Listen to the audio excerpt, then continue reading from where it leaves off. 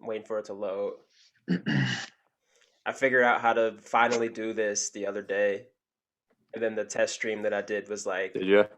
it was so sad looking because I just look like depressed because I'm like all fat and hunched over, like Mhm. saying nonsense into the camera. All right, there we go. Close that so we don't have any feedback loops.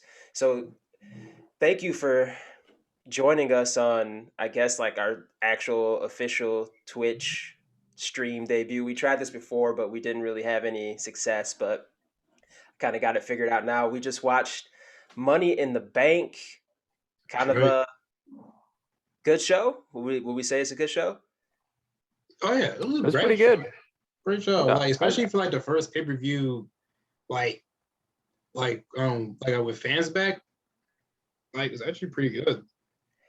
Yeah, I would say pretty much all the matches were good. The only one that really didn't hit for me was probably the women's Money in the Bank match, but the crowd was still Yeah. hot for that. Yeah. It sucks. I didn't get to see the women's Money in the Bank match. I was like eating and shit. And then I come back upstairs and I see, oh, Nikki Ash won. I'm like, the fuck just happened? I'm like, I missed the whole thing that quick. Yeah, the ending We was should kind of we should just run down the card and go through match by match by match. You know what I mean? yeah. Let's do that. So we'll start with the Okay. pre-show then. Tag titles, Usos and the Mysterios. Really good match. That was Really good. good teamwork by the Usos. The ending, I I've never seen an ending like that before. Like it was very clever how they did that. Like it almost didn't feel like it was cheating. Like it was the teamwork was too good for you to even be like mad at it. It was so creative. I've never seen a finish like that before. Oh yeah, definitely. But low key, let's be real here. We all knew they were gonna win. Yeah. There was like no way like the fucking bloodline is not gonna have all the gold right now. Come on, man. Yeah, I agree, man. It was it was telegraphed, but I mean the match was still good. It's not always a bad thing if an outcome is telegraphed, you know. Oh, definitely no. I knew that the match was going to be good on paper. I knew that the Usos are still one of the best tag teams in the world, one of the best tag teams in my opinion to ever do it. So, you know, I was happy that they still kind of had that chemistry, especially with Jimmy has been out for like a year or something like that. He just came Yeah. back recently. So, um, yeah, man, I was really happy with how good the match was. If anything, I took away from that match was Dominic. He looked very good in that match. Yeah, I think he's excelled as a performer over the past. I mean, because he hasn't performed in front of a crowd ever. You know, he's a Thunderdome baby. So him being in front of a crowd and being able to work his craft, he looks a lot better. And I was very impressed by Dominic's work in that match in front of a full capacity crowd. yeah, he held it together, you know, for someone who's only been wrestling for about a year. I know people always joke that he looks kind of like a Mexican Walter, like he just has such a baby face. Like he needs a He's mask so or a beard or tall. something. Yeah, he's Yeah. so tall He's compared so to his dad. lanky. Yeah. Tall. Like that's not Ray's kid. Get the fuck out of here, Ray. You didn't Hey, come fucking on, fuck man. We all know that's your Eddie. wife and birth that kid. That ain't your kid, Ray. That's someone else. That's Kevin Nash's.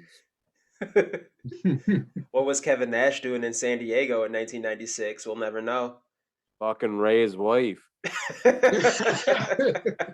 Yeah, that's a reason why Eddie left WCW. Yeah, only thing that I would say for Dominic, you know, this early into his career is, you know, he's just got to keep getting used to working the crowd, and then if he can get down to the performance center and just put on some weight.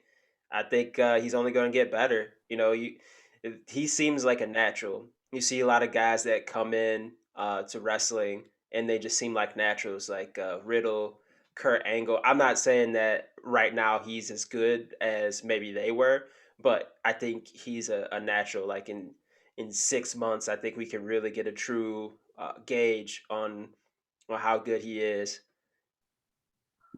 The Absolutely. Absolutely.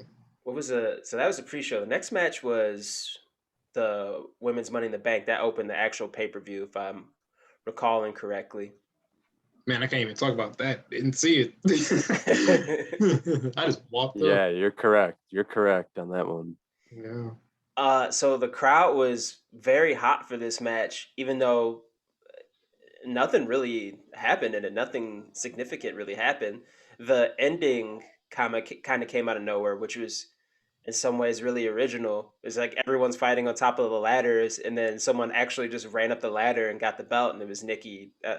ASH. They say all the letters. It's kind of driving me crazy because I just want to call her like Nikki Ash or Nikki Cross, but It's still Nikki Cross. I don't give a fuck what anyone says. I It's respect Nikki that. Cross. Yeah, as far as the finish goes, it was, I don't want to say creative. It was just, it made sense, if anything.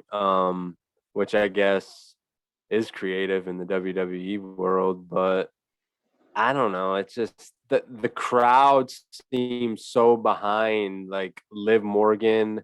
Who else? Who else was in that fucking match? Liv Alexa, Morgan was getting mad pops. Who else? Nikki, Alexa was probably getting Alexa was probably getting the biggest pops, which is surprising. I thought the crowd might have been shitting at Alexa, but they were really behind Alexa. Liv and Zelina. They were really behind, and I guess at the end of it, I'm not surprised they went with Nikki, but I mean, what the fuck are they gonna? Who is she gonna cash in on? Like, get real. She's not gonna successfully cash in on anyone with that fucking gimmick. Yeah, that's my thing about the whole, like, about the whole finish. I mean, like, I'm glad she won. Like, I'm glad she's getting something out of this. But it's like you're right. Like, who the fuck is she gonna cash it on? Like, I can't take her seriously. Like, like, because like it's honestly like pretty much like Otis Part 2. It's like wow, okay, Otis won, but who the fuck is gonna cash it in? Exactly. Yeah. The only way that her cash in could work is if they take her more seriously. Like if she drops the superhero thing, like you don't have to pretend to be someone else to be successful. Maybe that's the case. I'm not sure. I mean, she's a Mhm. good enough wrestler to be taken serious, and she does have technically 2 wins over Rhea and Charlotte in those beat the clock matches. So maybe they could play that up like, oh, she's kind of got their number. Maybe that she does something crazy where she asks for a match where she has to fight both of them or something because she believes in herself so much that she can beat both of them in the same night because she's already beat them one on one. I don't know, but uh, she could work as a real underdog babyface. I think if they just take her a little bit more seriously, I think the superhero thing that could kind of Yeah. I could take or leave that because I saw a little kid in the front row looking bored as shit when she won, and I was like, ooh, I feel like the whole gimmick is kind of geared towards like little kids, and if Yeah. if I see like a little kid not really into it, then you know I I If don't know. they take the time to get the gimmick over, you know what I mean? Yeah, Mhm. Then the cash in could work. But they gotta put in that time and effort to get that gimmick over to where she does cash in on whomever is the fucking champ, and then the crowd will pop. But right now, nah, it's No. not even close. You know what I mean? Hanzi, are you here, brother? Yeah, I thought I was popping There he for a is, few minutes. brother. I thought I'd pop in for a few minutes, bro. I know you guys sent me the invite. I didn't want to leave you guys hanging, so I thought I would join. I didn't. I might not be here for like all of it because I got other things to catch up on, but I wanted to show some love still. So you know what I mean? Because you guys are doing a good job and listening to your podcast and everything. So I'm glad to be here, man. thank you, appreciate that. How's everything, man? Good, good. You know, just watching. We were talking about the show. We thought it was pretty good all around. We were kind of talking about how the opener, the crowd was really into it, and the finish was kind of creative. But um, you know, other than that, it wasn't like a match to really write home about. But things started to pick up as the show progressed. What was the next match after that? I didn't have the actual match listing written down, and you would think I would remember it after I just spent fucking 3 hours watching this. After the women's Money in the Bank match, It was the Viking Raiders versus what thing. was the Oh, next match? yeah. That match had no business Yeah, being yeah, as the good tag as match. it was. Yeah. That I match, yeah, that match didn't have any right to be as good as it was. But yeah, no, I think everyone worked to their strengths in that one. You know what I mean? Like the more notable thing was that everyone was cheering Styles and Omos more. Well, I think specifically AJ Styles more than they were cheering the Viking Raider. They. You know, you show a clip of them like doing their Viking activities, and of course, no one's gonna get into them. Like they totally killed the Viking Raiders' popularity from what they've done, whatever, right? But I mean, I give credit to Styles for being like still over, man. Even though he's doing like goofy comedy shit right now, you know. yeah. I was Yeah, gonna that was say the thing I got from it was oh, go ahead. No, go ahead. No, the thing I was gonna say was the crowd was just AJ Styles, clap, clap, clap, clap, clap. I mean, immediately. AJ Styles is still he's 45 years old, goddamn he's almost 45 years old, and the dude is just still over with the WWE crowd. I mean, the dude is just over, and you can't and they probably wanted like AJ and Omos to be heel, but it just ain't gonna work. You know what I Well, mean? yeah, look, this was a good test because fans have been watching this on television for over a year, right? So now the test was gonna be who were the fans gonna fucking cheer for and get behind, and who like made them like more likable to the audience when the crowd comes back. So that's what the test was for me. And I don't know if you guys went over this in Yeah. the first women's match, whatever, but like. I was actually surprised Naomi didn't get the pop that I thought she would get because it's been a while, whatever. She only has like a loyal fan base. I was actually surprised they went with Nikki Cross for the fucking win, man. Because I don't really listen, man. I'm willing to be wrong, whatever, but I'm not feeling the superhero thing. I really think it should have been Naomi's time, or at least Liv Morgan, because she was the only one that actually looked strong during the whole build to it. The women's build to the Money in the Bank match was abominable, man. For a company that's like the best women's division ever and all that bullshit, whatever. This was like a horrible build and a horrible way to fucking get people in the match. Only person that had a chance, I thought, would probably be Liv Morgan, but I was hoping for Naomi, in my personal opinion. Yeah, Naomi seemed to be the most over. yeah, I forgot about her. I forgot about mentioning her. You know, and the whole build up to this match you said was not that great. When all the women kind of came out and made their entrance, I was thinking to myself like, "Wait, is that it? Is that everybody in the match?" I was expecting someone else. I don't know why. Like, I was like, "Where's like Mandy Rose or Dana Brooke?" Even I feel like they get thrown into this type of match, but then I forgot that they traded Mandy Rose to. She's in CZW now, brother. Yeah, and it's crazy. Asuka seemed like a total afterthought in this match, Oh, man. I know. I feel bad for Absolutely. Asuka, man. Like people really forgot who the fuck Asuka is, man. Asuka's a fucking god, and she's a jobber now. Fucking Pretty jobber much. now. Like, Pretty much. come on, dude. Like, bro, she's an empress of fucking tomorrow. Tomorrow, bro. Like, fucking push her. Like, No, well, what's your name, buddy? 'Cause I haven't met you before, man. oh, my name's Kyle. Oh, what's going on? My name is they call me Hanzi. You know what I mean. So nice to meet you, by the way. No, I was gonna say about Asuka. I've been saying this on Twitter a lot too. I personally think that she's done everything she can in WWE. That they will allow her to. I mean, they should make her. They should continue to. They should push her. But unfortunately, I don't think WWE is going to push her, even though she remains like very over still. She's done everything. She's done a huge WrestleMania match with Charlotte. She's won a Rumble. She had an undefeated streak. She won all the titles they had over there. You know what I mean? I personally think she needs to leave and go to AEW. You know, I'm not one of those guys that everyone should go to AEW, but I think that she's not going to get pushed over Alexa Bliss. You know what I mean? Like, I'm sorry to break it to everybody. You know what I mean? Like, that's unfortunate. That sucks. You know what I mean? But I just think she's someone that's done everything she can do in that company. I don't know if you guys agree with that. Yeah, I agree. Yeah, like there's only so much you can really do. And Asuka's literally done everything within the past, like 6 or 7 years. Like she's been on the main roster, it feels. I don't know. She came on the main roster in 2017, the fall 2017. Really? And she had her undefeated, and they still counted her undefeated streak from the NXT days. So it was like over 500 days she had an undefeated streak and all that type of stuff. Yeah, like she's done everything. But that's what the territory day is like. If you were, done with the territory, you would just go to the next one. You know what I mean? You can't do that nowadays. So when you're like in WWE and your run is like kind of over, like what the fuck do you do? You know what I mean? It's kind of weird. The women, especially the women, yeah, because it's easier to kind of tick all the boxes of a successful career because there's not like a United States or Intercontinental Championship for the women to win. So you get a lot of these women will win the belt at like age 24 and they'll have like multiple reigns before they're even 30. It's like, okay, what are they gonna do now?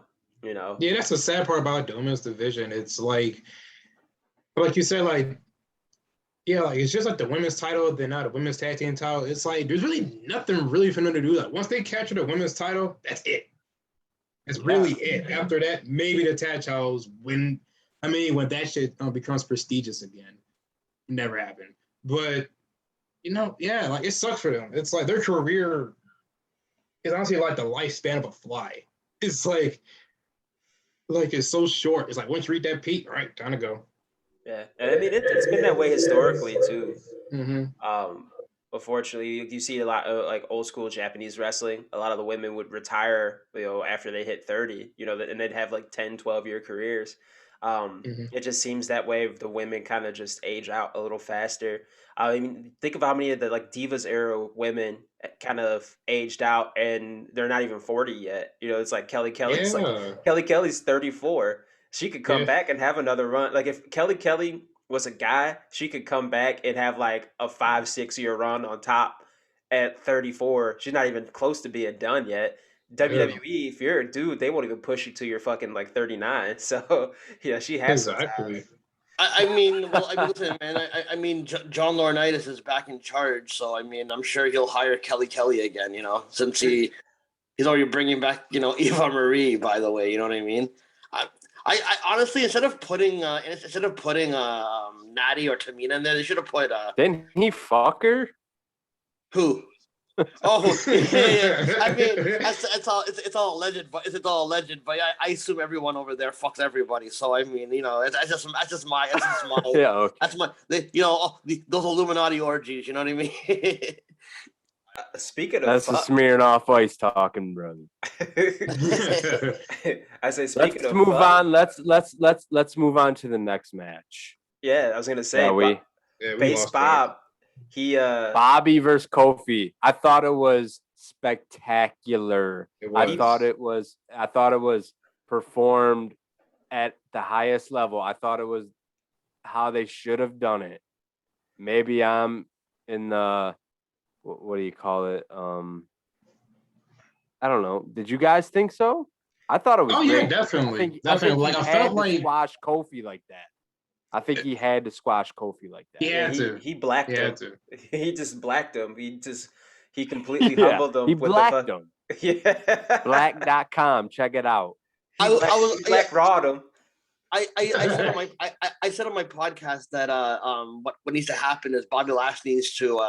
I knew Kofi Kingston was going to get the Lanny Poffo treatment. Remember that battle royal that Lanny Poffo was like all bloody from Andre the Giant, and in that infamous battle royal, I thought like that we were going to get that kind of like beat down. So I thought the men's Money in the Bank was going to be before it. So I thought maybe there was before they announced that Goldberg was going to come back, or whatever, right? For whatever online, whatever. I thought it would have been a good story for Big E to avenge Kofi and Woods probably, because Woods is probably going to get his title shot tomorrow probably, or because again, he's not going to be at SummerSlam, unfortunately. I mean, they could do that for Xavier Woods, but they're not going to do that, even though he's proved himself to be awesome in the ring. But yeah, so I wasn't shocked by this. I thought it was dope. Because Lashley cut the promo of his life on Monday, so this is the only option you really had, and I kind of like that. So, and I'm hoping that he just crushes Goldberg at SummerSlam if they're facing each other. Exactly.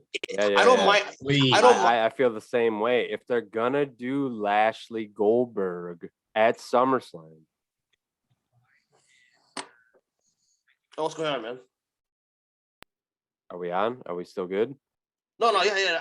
I thought maybe okay. something in the background was cutting Oh yeah. off. Sorry. If they're gonna do Lashley Goldberg, he's got to squash Goldberg, right? Yeah. Squash Goldberg. I want fucking Brock. Let him squash Goldberg at fucking SummerSlam. Look in the camera and just straight up say, "I want fucking Brock." Bleep the fucking out. Please. I want fucking Brock. Yeah, no, fucking, dude. No, that's you that's can a make good, that's a that. good idea. You can run that shit back to like WrestleMania. You know they're gonna give us fucking Brock and Roman instead, and then have Big E go after Bobby Man. Oh my God. Please. because of the Please, whole no. Heyman connection, and Roman's never beat I Brock wouldn't be clean. mad at that either, I guess. But It's good, but it's like, dude, like Brock and Bobby, that's money, dude. Come on, man, that's money. Like, y'all don't like money? Please, two beefy boys. Come on. leave Goldberg laying in the middle of the ring. Fucking Lashley grabs the camera. I want you, Brock. Come on, motherfucker. I mean, book it, right? Right? I That mean, would that's be like great. how That you would do be it. unbelievable. If Bobby killed Goldberg in like 30 seconds, spear full Nelson, puts him to sleep or makes him tap, like makes Goldberg tap. How crazy would that be if he tapped him? Oh behind my the back? God, bring it on. Let's Oh, go. And he man. says, "Bring me Brock." Like that arena would probably implode, man. Bro, like the fucking merch sales would be crazy. The whole shirt just be "I want Lesnar." Dude, that's actually a really good, that's a solid idea, man. I think that because again, what they're called. I mean, like that is the money match to me, at least. You know what I mean? I know WWE will probably go with Reigns and Brock because of the whole Heyman thing, but I really hope, dude, because normally when you win a championship, right? Even though I like Lashley's reign, he beat the Miz for it on an episode of Raw, kind of, right? And even though he's been like dominant since then and before then, whatever, I think he really needs a solidified opponent. So that's why I'm not mad at the Goldberg incident, the Goldberg shit. But ultimately, yeah, we need Lashley versus Brock, man. Like that I like that idea. You should rock that shirt. Brock fears Lashley or something. MVP Yeah, would man, be I'll rocking make those. that shirt. I'll pitch that shit WWE. And like, hey guys, my graphic fucking designer. Hey, money. yeah, yeah, man. Make that shirt, bro. Make that shirt. I will buy it right now. Let's see. What's the next? I'm glad they still went with Lashley. Yeah. I was kind of I thought they might go with Kofi for a minute, but then at the last one I said, no, Lashley has to squash Kofi, and he did. I mean, he squashed Kofi. Like, where does Kofi go from here now? Well, I was gonna mention that because here's the thing. Everyone gets mad whenever, like, New Day, even New Day themselves get kind of upset when people talk about how they want a more serious New Day, a little bit. I'm not saying I never been one of those guys that kill your comedy completely. I just like the Kofi that we've been seeing the last couple of weeks, couple of months, whatever. This has been a dope Kofi. Like I just don't want him to go back into just doing nonsensical comedy. Like, you know what I mean? Like, one thing to be comedic during your like the way he called Bobby Lashley Bob. Like that was funny, and it's also mean spirited also.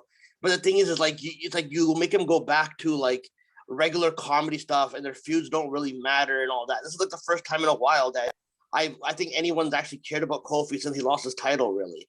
And it just proves to show you that even if he's not in the title picture, make him have meaningful feuds, man. Like make him have like meaningful, make him have meaningful feuds, because everyone as a testament to how good they booked Kofi the last couple of weeks is that we believe that Kofi had a chance of winning. Like, you know what I mean? Normally, if you're just doing jokes, we wouldn't have believed that Kofi had a chance. But the fact that they made us believe that Kofi could be Kofi Mania 2, because we'll be behind them. You know, it's a testament to how good they can book somebody, which is why it's no excuse for how they book the women sometimes. You know what I mean? Like in a minute, they made you think Kofi was a serious threat, even though we knew that he might lose most likely. You know what I mean? That's a good job they did in that manner. So I hope they keep that momentum going in whatever feud he goes into. You know what I mean? You're muted, Damon. Kill me. Uh, I think I agree. I hope that they can keep that momentum for Kofi going some way. But we saw what happened last time. Kofi had a big match against a big, muscly MMA guy. He got stomped out. He lost the belt, and then he didn't get another title shot until what? Just now, tonight? Was that his first title shot in over a year? Yeah. So yeah, man, it's a shame how like No. Hansi said, you can so easily turn someone into a threat and get the crowd behind them and make them believe that they can win the title. Like it took just a couple of weeks for that to happen again for Kofi. Of course, he already had that equity kind of built in with just him being Kofi and one of the most popular baby faces in WWE in the last 15 years or so. But yeah, I just hope that Kofi doesn't kind of go back down to doing tag shit with Xavier Yeah. against like Omos and AJ again. Like I, Yeah. I want him to keep that momentum Kofi going. can't go. He can't go back to the pancake shit. No. Yeah. Who's He the can't. mid He's card gotta. champion on Raw? Sheamus. Ooh, it's a good question. I Wait, could what? see Who? Sheamus, yeah. Sheamus. I'd fuck with Sheamus and Kofi. Like Kofi getting a U.S. title run, something to kind of keep him hovering Or around. you just turn Kofi heel. I mean, well, isn't like a rumor that they're gonna break Fuck up the you, New Day or something? Xavier. You ain't doing shit for me. Blah blah blah. You know. I mean, switch it up. I don't know. Yeah, like isn't like a rumor Could that be like cool. that they're gonna break up the New Day or at least try to break up the New Day or some shit? They should. Yeah, at this point, like Xavier, Mr. G4, the fuck are you doing? I Well, don't want them to ever break up the New Day though. I would like for them to kind of just amicably Oh. go their separate ways. you you're right. Like, I agree. I agree with you, Damon, in that what the call. Because here's the thing: every time, because again, I think we've been so used to WWE going, okay, when you're done as a tag team, you guys break up, and for the first time, I like that the New Day themselves. That's why the reason why I'm behind them staying together is because they are so adamant on wanting to stay together. So I like that they're happy just together, whatever. But they got to do more than just being what they are, really, right? So here's the thing: like I always compare it to why I think the Briscoes from the ROH are my favorite tag team in this regard, because they raised Jay's stock as a world champion at some point. And then they even had like Jay and Mark Briscoe fight for the title at one event, even. But they still remained tag team partners, and they still kept the tag. They still maintained that the tag team was still important. It wasn't like Jay just kind of like left the tag division alone. He stayed with the tag team, and now he's still with the tag team, even though Jay Briscoe is more established than Mark Briscoe. And I always felt like that should have been the goal with the New Day. You know what I mean? Like Kofi is always going to be like that X-main event guy, whatever. And that's why I like that New Day is still together, even though like Big E's not with them, whatever. I don't think you have to break them up, but I know that because wrestling fans get used to the tropes that they give us, that we automatically assume that that they should break up. But I mean, listen, it would make it more interesting. But I don't think anyone really wants. I don't think the fans will get behind a New Day breakup. You know what I mean? Because like, look how the Shield break up. Like, I kind of like that the New Day never broke up, because the Shield broke up and they tried a couple of reunions, but it didn't work out the way it was, kind of because of injuries and all that. So I just think that I like that New Day are so adamant on being together, in my personal opinion. I'm a big fan of that. I think that more tag teams should kind of not necessarily always go their separate ways, but be more willing to be like, hey, I'm going to go for the mid card title. You can go do your own thing, but if we need to team up, we'll team up again. I like the idea of people having, recurring or reliable tag team partners that they can depend on, but still able to go and do their own thing as a solo person. I wish that they would do that more. I'm kind of surprised Vince maybe doesn't have that mindset because he, allegedly hates tag Hates tag teams. teams. Yeah, it would make more sense if he kind of took that approach of guys who can just, interchangeably be tag partners, and you could have more than one tag partner. Like Yeah. I'll team with Hanzi one day, or if Kaz is free, I team with him because Hanzi's got he's the U.S. champion right now, and he can't be a tag team partner right now. Like just stuff like that, just kind of makes sense. And I don't know, maybe I'm just using too much logic and trying to have too much of a sports kind of view to it, but in any regard, I don't want them to do like you know, Xavier, you haven't been having my back, or you think you're better than me because you can beat Bobby and I can't, some shit like that. I just want them to go, maybe this isn't working right now. Maybe we need to do our own thing and we can come back together down the line. Yeah, no, dude, 100%, man. I agree. Like, I mean, listen, that's the one. See, I know it's like everybody compares AEW and WWE now, but like I think the one thing that I love about AEW so much more about WWE is that I like that they make their tag teams feel important. Like even like the ones that are undercard and all that, they feel there's some value to it. Like people, like you know what I mean. Like and there's different levels of tag team. Like you have like your main event type of tag team, but you're like you have your mid card kind of tag teams, whatever, right? I'm sure they're gonna come up with a trios title at some point.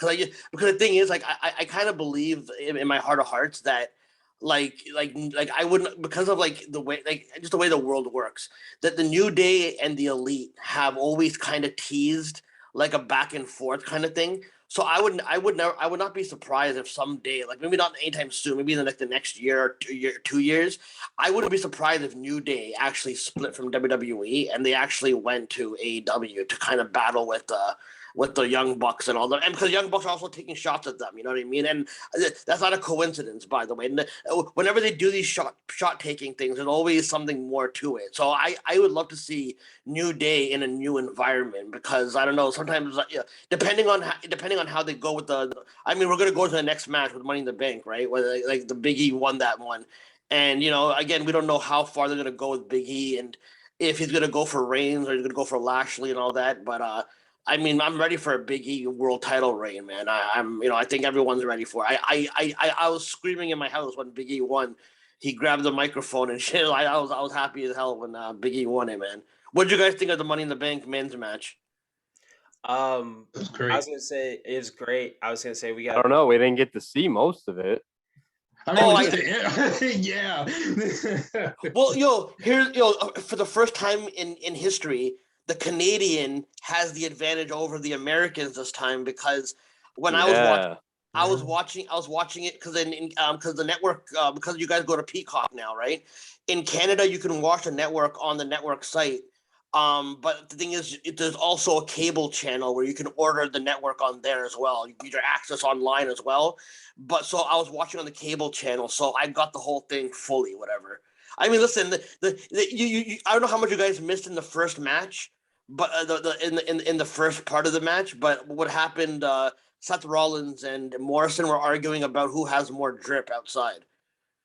There was a Oh, drip really? chant. Yeah, so I full transparency, and if the FBI or whoever's listening to this, go fuck yourself. But the peacock was terrible. The cock was down.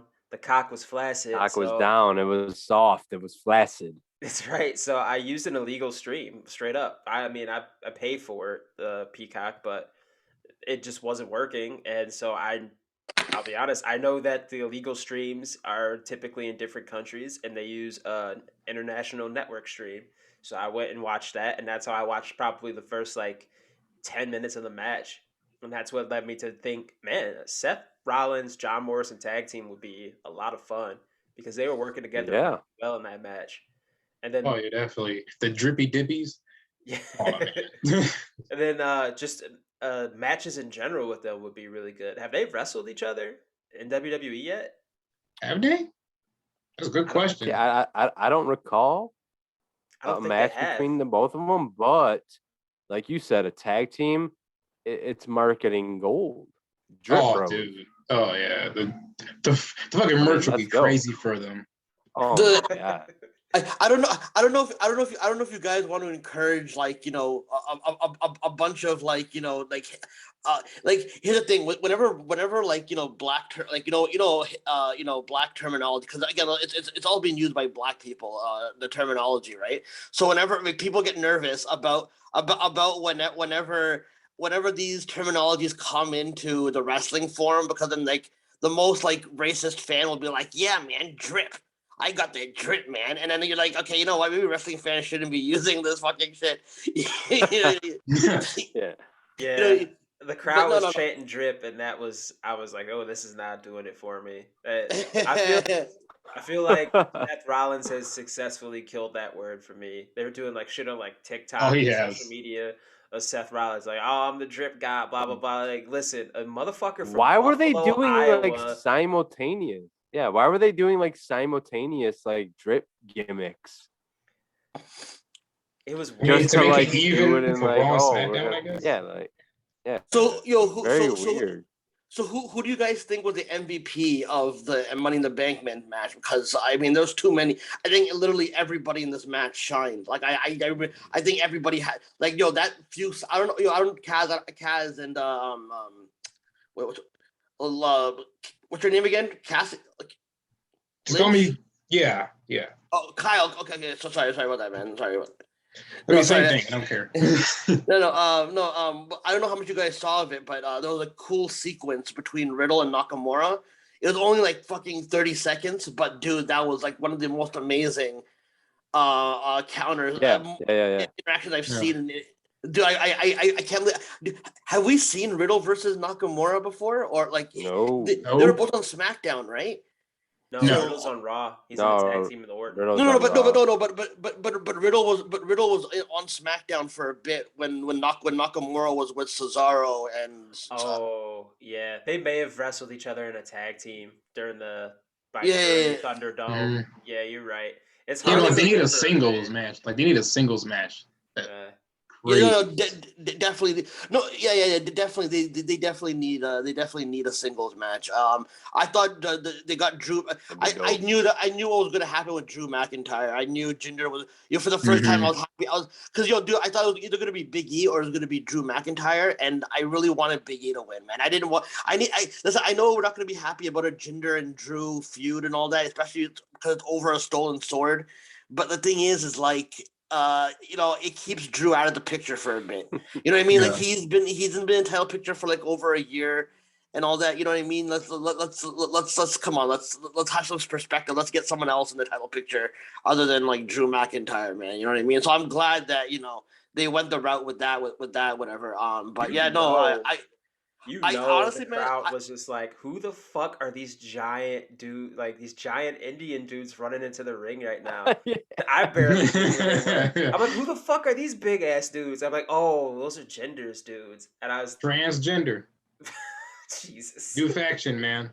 Come on, money. So was the women's match? Sorry, I think I stepped ahead with you guys. I went to the Money in the Bank. It was the women's match that became before that, but I'm sorry. I'm sorry Rhea about and that. Charlotte. Yeah. I'm sorry about that, guys.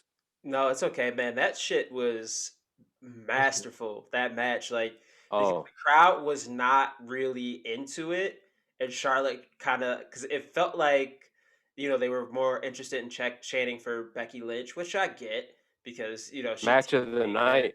yeah, Best oh yeah, match. yeah, and then Absolutely. Charlotte was trying to heal it up because one of the big complaints that people have online. So I don't watch the weekly shows as much as I used to. I watch probably some highlights. I watch probably one or two Raws a year. I don't watch SmackDown at all. Everything that I know about SmackDown is solely through like streamable clips on Reddit. So uh, it seemed like they decided, oh, Rhea's got to be the face in this match. Charlotte has to be the heel because no one wants to cheer for Charlotte. So, they rectified that by having Rhea being all like kissing babies and shit when she was walking out to the ring. And the crowd was not into it. But man, they had them in the palm of their hands by the end of it. it was crazy how much they just really showed out and They got the crowd to get turned, into the match. yeah, they turned the crowd to their favor Yeah. Yeah, because it no, wasn't oh, sorry about that, Kaz. crazy. Go ahead. Because No, sorry about that. like Damon said, in the beginning of the match, they were chanting Becky Lynch, Becky Lynch. Charlotte flipped the crowd off, and on my stream, they blacked it out. The screen went black when she did that. I don't know if it went black for you guys or, Yeah, but it went black. Oh yeah, it did. yeah. After that point, the crowd just flipped. Like they put on a match to where they flipped the crowd into their favor, and you don't really see that too much. And they put on a great match, and it was fucking the best match of the night by far, in my opinion. I feel like the point where the crowd really went into overdrive is when Rhea went for like that. She had like the Greco-Roman like knuckle lock and like flipped her into the power bomb that caught her, and then was going for the suplex. And it looked like she wasn't gonna be able to get her up. Then she ended up getting her up for the suplex, and the crowd went crazy for Yeah. it. I felt like Oh that. yeah, like I thought that part was like a botched part for a minute, but that was all those sequence. I was like, that's fucking crazy, dude. Yeah. No, yeah, dude, I agree with that because that was one of the better parts. It's a shame that this feud has been given such shitty creative on the storyline during the thing, because I thought this is one of Charlotte's best performances. I've been saying that even though this Rhea Ripley feud isn't good, this incarnation of Charlotte Flair is probably one of my favorite incarnations of Charlotte Flair. Like it wasn't it wasn't like one of those standard, oh, she's gonna win the title, blah blah blah, but it felt like this match she actually felt like she earned the fucking title, like, opposed to like a 2017 reign that, you know what I mean, like I felt like I haven't felt this way since like at least like the 2016 2018 reign that she had with, like, the feud with Sasha Banks and the feud with Asuka, whatever, in 2018, and when she broke Asuka's streak. I thought, like, you know what I mean? And I haven't been really interested in any of her reigns since then, really, to tell you the truth. But the thing is like this one, I thought that this match was like over delivered. You know what I mean? For it's the creative, man. Maybe again, the whole purpose of this whole feud, apparently they haven't told the story properly, that she's outdoing Rhea Ripley, and Rhea Ripley has to get on her level of being the Charlotte. So I'm hoping that they actually just maybe turn Rhea fucking heel, maybe, because I mean they obviously haven't been doing a good job with her as a baby face. Like she's like one of the most unlikable baby faces. She has been doing nothing but eating shit since she turned babyface. Because when she was NXT UK champion, she was a heel, and And she was dope there. yeah, she was good there. And then she lost the belt to Tony. Then she went to NXT in United States, main NXT, and she beat Shayna for the belt. And well, they were like, well, we kind of got to push her as a face because Shayna was the champion for like a crazy amount of time. It was a two-time champion. You can't just have a heel beat a heel like that and then have another long heel run. And then she came out and challenged Charlotte basically after Charlotte won Royal Rumble, and then she lost to Charlotte. She got pinned in the triple threat by Io. Charlotte didn't even get pinned for the belt. She lost the feud to Reina Gonzalez, and then she won at WrestleMania. But then this feud for the belt hasn't been the best. This match obviously was great, and I don't know if they're gonna keep it going. Maybe she wins it back at SummerSlam, but yeah, just as a face, she's been kind of eating shit, man. Like she stumbled a lot, not necessarily in her in-ring work, but the character has stumbled a lot, and I wonder if that's going to be hard for people to get behind because it's like, ooh, this girl always kind of chokes when it's big match time. She's probably going to lose. They got to run it back at SummerSlam. She's got to get the win back at SummerSlam. And, to be honest, like I really didn't think that like she was gonna drop it to Charlotte tonight. I really didn't think that. Yeah, like, I thought she was going to finally beat Charlotte and kind of get that off of her back so she could. Yeah, that's what I thought. Feud. But I mean, Charlotte winning is cool because like we haven't seen it in a while. So and that's why we popped because like, oh, she finally won. Well, makes me wonder if Charlotte was supposed to win the belt at WrestleMania in the triple threat that didn't end up happening. I now I'm starting to get the feeling that she was supposed to have won the belt then. No, here's the thing, man. I suspect that Rhea Ripley will still get her title shot back, and I'm actually thinking that what's because of the whole Becky Lynch thing being chanted in the thing, and Becky Lynch is coming back. She's ready. I thought she was gonna come out after the match. To tell you the truth, I think there's gonna be a triple threat between Charlotte, Rhea, and Becky. Even though I would have just preferred them to just do Becky and Rhea. But the thing is, like, I was actually hoping Becky would go to SmackDown to face Bianca, but I think the hint is that Sasha Banks might come back for that one, right? So they might just do the rematch at SummerSlam for that.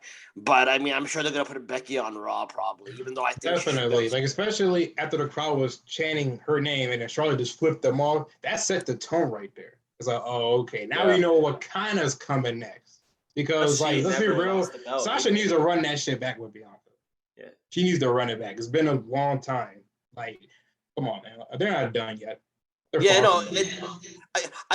say that that's what I'm saying. This incarnation of Charlotte Flair, where she's embracing, because a lot of the stuff prior, they were trying to fight turning her heel, kind of, but she was already kind of getting embraced by a heel, kind of. And I feel like this incarnation that she came back with after WrestleMania, I think this is like probably one of the first incarnations of her character that I actually really, really enjoy. Because again, she's embracing what the internet's interpretation of her is, like the woman that always gets a title shot all the fucking time.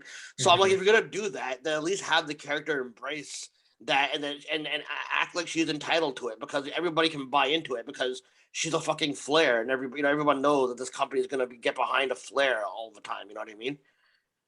Yeah, absolutely. There's a lot of different ways they could go, and like I was saying a second ago, Becky never lost the belt because she's pregnant. It was crazy. She defended the belt against Shayna while she was pregnant at WrestleMania, which is kind of why they had that weird match where Becky really didn't take any bumps at all, and she won in such a weird way because she was pregnant. And I definitely see her doing the "I never lost the belt. I'm coming back to get what's mine." If they're gonna have her hanging around in the title picture, it's probably gonna be her versus Charlotte at SummerSlam. I can see them for sure. shotting the belt from Charlotte to Becky.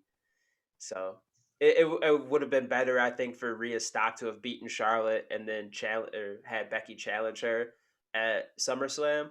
But I know it's one of the big cornerstone shows, so they're probably going to want to try to pull out all the stops. So that's why they got Cena coming back. We'll talk about that, and then Goldberg, and then Becky Lynch.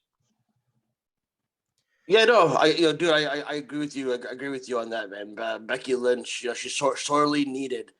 It's kind of a shame that, like, from the year because again, it all started with Ronda too as well. That as soon as Ronda left for a bit, and then Becky obviously left a year later, that this company obviously only kind of only valued those women for some, obviously, and they're kind of like been lacking with other women. Like they gave Bianca, a maid victory in WrestleMania in the main event, right? But I always felt the creative for that fucking match, going into that match, was also kind of horrid for what it was. Like, you know what I mean? Like, they could have just done simple shit. They didn't got to do all that Nia Jax bullshit, whatever, with Shayna and against Sasha, and the partners that don't get along. It's a constant fucking trope in that fucking company. The partners that don't get along. So, like, you know what I mean? Like, I was hoping that Bianca would face Becky, because I think Bianca needs to be someone that needs to be put on the next level, and I think she needs to go to war. Like, she already beat two of the horsewomen. Now she needs to beat Becky, and now she needs to beat Charlotte Flair. You know what I mean? That should be her goal, to go for the four horsewomen. Horsewoman killer, sending them to the glue factory. Yeah. Yeah, that would actually be kind of a cool gimmick if she went after all of them. Yeah, that'd be a cool storyline. I'll buy it. Yeah, I fuck with that. I mean, Asuka she's a horse? No. It's got an ass like one, but no. I'm talking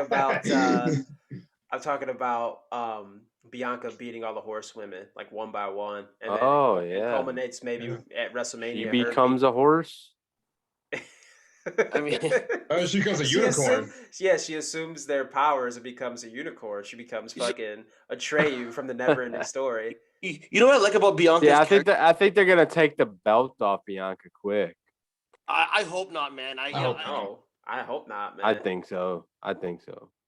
The thing I like, one of the things I like about Bianca, because people online get a little uneasy because the whole thing about touching black women's hair, obviously, right? Like it's very racial. There's racial implications. Yeah, What I that makes like me about feel weird every time they do that spot. Like no, I but don't know how to see, feel about it.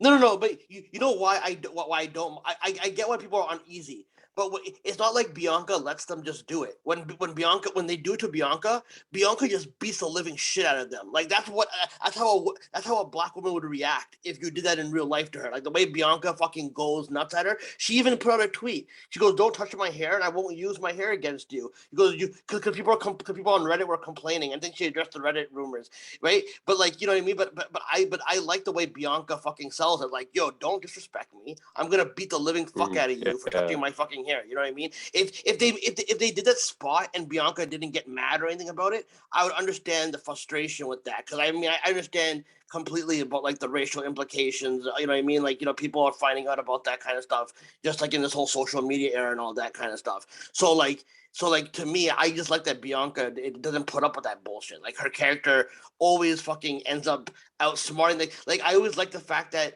they try to use her hair against her, but she knows her own power and she can use the power of her own hair better than how they use it against her, and she always ends up winning because of it. I kind of dig how she kind of always gets it back at them when they try to do that to her. You know what I mean? Yeah, I agree. I think the part that makes me feel most uneasy about it is not necessarily like her getting her hair grabbed and then she turns around and uses a weapon and she said like I only use it if you basically force me to. It's just that like you said those Reddit rumors where people were like, oh, they should do like a hair versus hair match, Yeah, I know, or they should dude. have someone cut her hair off. I'm like, don't do that. No, let's Dude, not go down this road. yeah, dude, yeah, no, dude, just do this, like, just do the simple disrespect thing and gangs and popping them in the mouth. You don't need to do the hair versus hair. But dude, honestly, I wouldn't be surprised if Vince McMahon goes that route at some point. You know what I mean? Because somebody likes her hair, so maybe we should do a hair versus hair match. match. Hair match, pal. WrestleMania. Yeah, I unfortunately see something with the hair coming down the line. Either it's either like a stipulation like she can't use her hair as a weapon anymore, which is okay, or someone like getting a big pair of like comically oversized scissors and cutting it off or something. The only way I well, they're gonna Molly Holly her ass like they did her at WrestleMania 20. Oh Hope yeah. not. Yo. By the way, Molly Holly revealed in an interview that was the only way that she was able to get on that WrestleMania 20 card because she took the sacrifice by going, okay, I'll do a hair versus hair match. They weren't gonna put her on the card if she didn't do that. Really? Wow, I didn't know that. she was a women's champion, right? Or at least feuding with Victoria for the belt. Yeah, exactly. Yeah, they weren't gonna put that title. That's why I give Molly Holly mad fucking respect, man, from that era, man. Like her and Jazz and Gail Kim wasn't really that great at that time. She had to go to TNA to prove that she was really, really great with the Awesome Kong and all that, right? But like Victoria, Jazz, and Molly Holly, they deserve just as much credit as Trish and Lita during that era, man. Especially Jazz. Jazz really. She like gave credibility to Trish Stratus. You know what I mean? Like she was a really underrated performer. I thought she wasn't appreciated enough when she was in WWE. In fact, I like that whole group I like that group with Mark Henry, Rodney Mack, Jazz, and Teddy Long. I knew they weren't going to get pushed because Evolution was obviously going to be the main fucking heel group. They should have been on SmackDown. They would have been a more dominant thing. Because I thought Teddy Long as a manager, man, I thought he was so great. That what they call I hate that I hate that they made him a general manager because I thought he was doing a good work. I don't know if you guys remember, but he was doing the whole white boy beat white boy song. I forgot what it was. It was beat white boy's ass. Beat the white boy's ass challenge or whatever and all that. And he's on commentary and he's asking Jonathan Coachman, what's your name? He asked Jonathan Coachman, what's your name? he goes to Jonathan Coachman, what's your name? And Coachman goes, Jonathan Coachman. He goes, no, that's your slave name. What's your real name, wow. Jonathan Coachman? Wow. And Coachman was like getting so nervous about it, but like people forget that Teddy Long existed. Like, you know what I mean? Because they made him a caricature on, you know, I'm not gonna hate on the guy for being the general manager. You know, he did good moments and all that. I just thought like he's always been a solid manager. Like, you know what I mean? Like they could have used him as a manager, but WWE doesn't value managers as much as they used to back in the day. You know. No, they don't. It's another thing that Vince is weird about managers and tag teams. That's why managers aren't managers. It's either like someone's girlfriend or agent or representative or advocate or some shit like that. Like they can't just be a manager. And I don't know why he's so weird about that because some of his Yeah. most popular characters of all time were managers. Exactly. Yeah, so I don't know. Well, let's get to the main event, shall we? Exactly, Because yeah. I'm drunk and it's almost bedtime. That's right. Um, Edge and Roman Reigns is a very good match. Very, you know, Kaz said they did like that New Japan type pace. It was really building up, and it Yeah. definitely had that old school feel. And it was another one where you kind of knew the outcome was gonna happen, but it was Yeah. still good. Like I was still okay with it. And they gave you that little sliver of hope when the Usos were, you know, calmly walking down in the ring, and you know they're gonna beat Edge's ass, and Mm-hmm. Edge had Roman locked in that crossface, and the Mysterios came down and they stopped the Usos. You're like, oh shit, wait, Edge might actually do this. They might put the belt on Edge. You didn't think about Seth at all, even though he basically said, "I'm interfering in this match tonight." Yeah. But you, for a second, you kind of forgot about it because it gave you that little sliver of hope. So when Seth strolled in through the crowd after all that chaos and just super kicked Edge in the face, and it gave you that near fall, you know, gave you another, oh shit, they're really going to put the belt on Edge. And then, of course, the finish happened, but it's really well done. Roman Reigns, man, he's the best wrestler, or I guess I should say, in-ring performer in that company. I would say the best actual like wrestler is Walter, but Roman is dialed in right now, man. Like, he's amazing. His matches have all got that like big Yeah. fight feel to Yeah. it. You know, Yeah, he that's definitely a good match. I'm still mad at Michael Cole for calling the STFU a damn crossface. Cole, how long have you been here, bro? that pissed me off so much. I don't know why.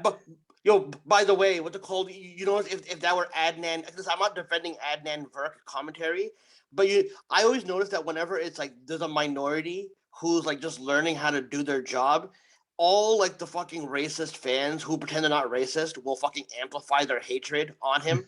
On them, and then, you know, like, you know, guys like Mike Adam Lee, you know, Michael Cole, they can have chances to mess up over and over again, and nobody will fucking budge an eye, and people will tell you to shut the fuck up for criticizing JR for saying WWE Dynamite, you know what I mean? But like, you know, like anyway, like Renee Paquette was on commentary, you know what I mean? People wanted her off. People wanted Booker T off.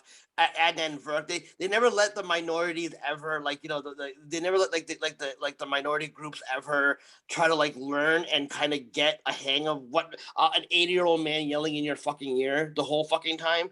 And, you know, and then Jimmy Smith can waltz in and fucking make mistakes as well. No one bats a fucking eye. I'm not trying to play the race card, but I mean, but come on, I notice a lot of fucking microaggressions towards, you know, a lot of people. Like, look at what happened with that comedy writer, the black woman, Kanice Mobley, how the wrestling world treated her. Like, you know what I mean? When like literally everybody has had no wrestling experience right for that fucking show. And everyone dogpiled on them, you know what I mean? So I get motherfuckers have become the world champion with no wrestling experience. So I don't know what the fuck people were getting so wound up for about that shit.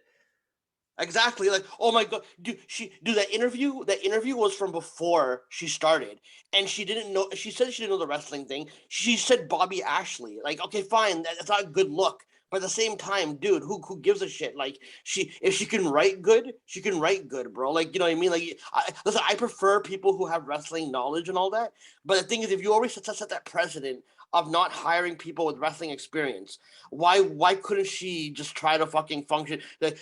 Trust me, wrestling's not that hard to figure out. She could have probably figured it out eventually. You know what I mean? Like, you just got to be in that environment for a little bit to figure it out. You know, but people wanted her fired and all that. You know what I mean? Yeah. Yeah. I mean, wrestling is always going to use the same basic storylines. I mean, all forms of entertainment. There's like only 4 or 5 stories or something like that you can tell, like good versus evil, shit like that. You're going to just tell those same stories over and over Do you again. think? Do you think they hot shotted Cena coming out? No, They dude. avoided? No. Do you think? Do you think it was appropriate? Do you think it was appropriate to do it tonight, or wait till maybe SmackDown, or They needed that tonight? tonight. Because you They got needed Seth. that. You got Seth coming out. He beats Edge. He's fighting Edge off. Roman's in the ring, and then Cena's music hits. I mean, I popped. I'm not gonna lie, but do you guys think it was a little rushed? No, No. because they got to get the ball rolling on that feud because Yeah. it's only like 20 something days away. So Yeah. Yeah, no. gotta get it rolling. And then I don't know if Cena has any other commitments to, as far as like movies, TV shows. I know the Peacemaker, they just finished that, but I don't know if he's doing any more promo work internationally for Fast 9. So I figured maybe they said let's get the ball rolling now. Let's have him come out and do this, and then maybe he Yeah, like has they to might make as a well handful like of would have done appearances. it because they needed that. Because like to me, I think that's like the best way to end Money in the Bank, and to like keep going on to like the next feud. And plus, we haven't seen John in a fucking year, and to keep the fans entertained and to keep the fans like wanting to come back. Hey guys, look, John is back. Now people are really gonna watch SmackDown. People are really gonna be in the be into the whole WWE product again because now, hey, John's back. So now let's bring him in while we're bringing back the fans. So people are gonna be having like at least try to have almost sold out arenas when it comes to SmackDown. So Exactly. No. And I also think that it's better to have that high. Hey, real quick, not to cut you off, Hanzi, but I just got something on Bleacher Report. John Cena to kick off Raw tomorrow. Interesting. Yeah. Oh, shit. There you go. Shit. Oh, is he gonna come out and tease matches with both guys? No. Well, if you remember, I guess WWE doesn't remember probably, but remember John Cena. I guess it's gonna uphold. But do you remember in 2017 they announced that he was a free agent, that he can go on both shows, and everyone kind of bitched about that. So that's probably. I thought they're just gonna commit to him being on SmackDown because a new draft happened. But I guess from the 2017 rule, I guess that means that he can go on both. But I get what they're gonna fucking do. I mean, here's the thing. Here's the thing. I kind of wished that Bobby Lashley actually beat John Cena, and I wish that Roman Reigns just beat Goldberg. Like, if you're gonna do it, because Goldberg and Reigns was supposed to happen anyways, right? Mm-hmm. So I would have preferred if Bobby Lashley kind of goes for Cena, because I think that will solidify Bobby Lashley even more. Even though the Goldberg one will fucking solidify him, I think if Bobby Lashley beats John Cena, that would really solidify him. So I mean, maybe he'll. Yeah. That would solidify him more than Goldberg, I think. Yeah, exactly. He's a more made guy. You know what I mean? That's what I'm trying to say. You could have just. I mean, and again, Goldberg. Fuck Goldberg. Yeah. Fuck Goldberg. Why are we talking about Goldberg in 2021, man? What the fuck? Yeah, seriously, man. There's no one else that they could bring back to do that. Like, they couldn't do like Triple H and Lashley or something. There's no other old guys they could get. Yeah, man. I agree with you guys 100%, man. What the fuck did Brock want? Where they said we're not gonna give that to Brock. We're not gonna pay him. And that's the thing right there. It's like, bro, y'all gave Brock literally everything a couple of years ago, but y'all won't give him this. And this is the one thing people have been wanting for the past 10 fucking years. Exactly, man. Maybe Brock is just like, fuck, I don't want it. Well, fuck you, Brock. We want it. The fuck? He said I gotta grow out my ponytail first, bro. Gotta grow this ponytail out for Tekken fucking 10 or whatever the fuck. Tekken 10. Oh Well, man. listen. I'm excited for Seth Rollins and Edge, man. I really hope that because again the promos are gonna be dope, and you know what I mean. I think SummerSlam is gonna look like a hype fucking pay per view, man. I'm looking Yeah, I forward. think so. I honestly I like Double or Nothing as well, but I thought this was a Double or Nothing main event wasn't really that great to me because of the whole Stadium Stampede shit. But this was a better ending. Damon, like you were saying before, Roman Reigns is one of the best fucking performers right now. He feels. I think this is. I like people have title wins, right? And then you forget about their reigns. What you forget about their title reigns or specific reigns, right? And I think Roman Reigns has one of the better title reigns in a long fucking time that I've seen. Like he's defeated like a lot of fucking guys in convincing fashion. It feels like he's a very important fucking dude. His promos have been top notch. The gaslighting, exploitative ringleader of his family, bloodline, and all that. I've been waiting for the bloodline storyline. So to me, like I'm waiting for it, man. I'm waiting for like Roman Reigns is like one of the best fucking things going about wrestling right now. And it's a shame they don't build anyone else to that level. But I gotta give WWE credit for the Roman Reigns build, man, because he's one of my he's one of my favorite. I never thought that I would be saying that Roman Reigns is my favorite wrestler over Omega, like in 2021. You know what I mean? Like if you told me 5 years ago that I would be saying Roman Reigns is gonna be better than Kenny Omega, you probably would have beat me to death probably. You know what I mean? Would agree with you. I get more excited for Roman Reigns matches than Kenny Omega matches right now. Oh my Totally agree god. with Roman- that. Absolutely. Roman, Yeah. He's wrestling fucking outlaw mud show matches. Roman Yeah, like in Hanzi. just feels In like Hanzi. okay. Hey, dude, Andy, last time I thought about this, actually about this last night. Just imagine the pandemic didn't happen. Would Roman be who he is today? If you weren't booed, No, just think if the pandemic didn't happen and he didn't come back as like head of the table. Will he still be like turn heel and become the head of the table anyway? I don't think they would have done it. Yeah, I think so. I mean, I'll tell you this: it helped that there was no fans when it happened because fans probably would have ruined it when he became a heel by cheering him. So like Yeah. now that they're coming back, now that they're back, Roman Reigns talking shit during those matches is amazing. Yeah. Yeah, I think especially some of those more storyline driven matches with Jey Uso, and where there was a lot of Yeah. actual talking to each other during the match and a lot of scripted lines. I don't think you could pull that off with a crowd. The crowd would be chanting dumb shit, especially some of the awful crowds I go to. Like, could you imagine like the I Quit match in like Corpus Christi or something? That shit wouldn't have Oh gone my over at all. God. Oh, It'd be yeah. like, why did Jay just quit? Because his brother's in a submission. Like, why did he quit? He's not even in a submission hold. Like, I feel like Yeah. they'd just be dead for everything.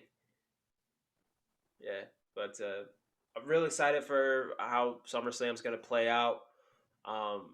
Really excited for Kaz. We're going to that Detroit show. Yes, August sir. Oh, I'm shit, very y'all excited. are? That's dope, man. Yo, listen, guys. I gotta head out. I just wanted to. I ended up staying for longer than I thought I was gonna stay, but I didn't want to leave during the Oh. review. So, but No, like, it's dude, all good. thanks for inviting me, man. Nice meeting you guys. I'm the guy that I met just now. Whatever. I know you guys, but I mean obviously the other guy that I just met right now. You know what I mean, Cassidy. Yeah. Nice to meet you too, Hanzi. Yeah, for sure, Hanzi. bro. Yeah, so yeah, just if anyone's listening to this on Twitch, whatever, just you can follow me on Hanzi83 on Twitter if you guys want, whatever. But yeah, I talk with Kaz and Dame a lot of time when Yes, wrestling. sir. Yeah, hell yeah, man. Thank you for coming by. Hanzi. Yo, I love you, brother.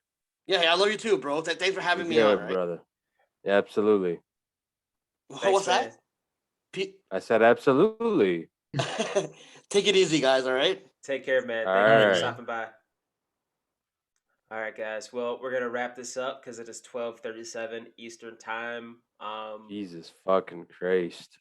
WWE. Is it that late already? Yeah, Yep. dude, these wrestling companies, they gotta stop doing shows that are like Like, good God, It's like man. 1 a.m. almost. Yeah. It's like, why can't they start this shit at 7 o'clock and end it at 10? 7 to 10 Yeah, is really. perfect. Serious, yeah. Perfect. Especially wrestling. Like it's Yeah. not like I hate to use the word fake, but it's you know what I mean? Like They it's a can, work. it's a work. you can make this happen. I don't know. The people. Yeah, they need to This start shit like, this scouting shit that. didn't end till like 11:30. Yeah. Yeah, it really didn't. So I kept getting the notifications on Bro, my it was phone. It's like, hey, close to it. you need to start your Zoom for this. Like I had to schedule Yeah. a Zoom, and I'm like, fuck. So I wanted to I'm start. gonna This piss early. my pants. Well, we'll wrap this up, man. Hey, thank you for everyone that is watching this on Twitch. Even if Yeah, it's is just a anyone? handful of you. I looked earlier. We had Tommy and Derek in there, so thank you All to right, them cool. for jumping in there. I didn't have it up and running because I don't want to slow my computer down or cause any like feedback issues with the sound. So No. next time I'll figure out a better way to be able to monitor the comments, and then of course I'll throw this up on our audio feed as well, so you'll be able to hear this show in the next few days on iTunes, Spotify. Make sure you like, subscribe, follow on there, and then make sure you subscribe on YouTube. I'll probably throw this video up on YouTube as well, so make sure you follow us, like us on there. All of that is appreciated. TEE.pub/LIC/DDT shirts, all lowercase. Thank you to everyone that's been buying shirts. People love the fucking Nick Gage shirt, so I just got to keep selling it Oh, it's until they got to tell me be to stop. selling out the gym. Not selling out the gym, but I will randomly get like an email at like 3 in the morning. Someone's bought the Nick Gage shirt. It's a good shirt. Thank you, thank you. Good I need a fucking Nick shirt. Gage shirt. He's got one, brother. Yeah, you can buy Oh, mine. fucking need one. Hell yeah, man. Send Lynch the link to the Nick Gage shirt. I'll send it Please. to him after we get off of here. Hey, Lynch, man, Alright. thank you for coming on again. I know you were on the Revolution watch along back in March, so I appreciate you jumping on late. Of course, man. Like I want to catch these when I can, man. Yeah, And I can't wait to see the American Badass Jinder Mahal on Monday night. Dude, why is Jinder riding a motorcycle? I'll never understand, man. Because he's big evil. He's big red devil. He's because he's Arabic. Yeah, man. He's the new He's Chuck Arabic. Palumbo. He's Chuck Palumbo, bro. Rest in peace. I know. What the fuck is that dead? Chuck Palumbo dead? No, he's not. Chuck Man. He's a Palumbo mechanic. still alive? Yeah, Yes, Sean man. O'Hare's he's the one that. Yeah, Sean O'Hare's dead. Like, Oh, Sean yeah, O'Hare. like Chuck Palumbo is a mechanic now. Chuck Palumbo's still alive? Yeah. Yes, he's a mechanic. Oh, okay. Yeah, a you will remember mechanic. him. You will remember me. And then also for everyone out there listening, make sure whenever Chuck Palumbo gives you that wacky ass sidewalk slam finisher he did, where you like swing you around like the fucking that Rusev move. A million other big guys did that move. Remember to tuck your chin. And by the way,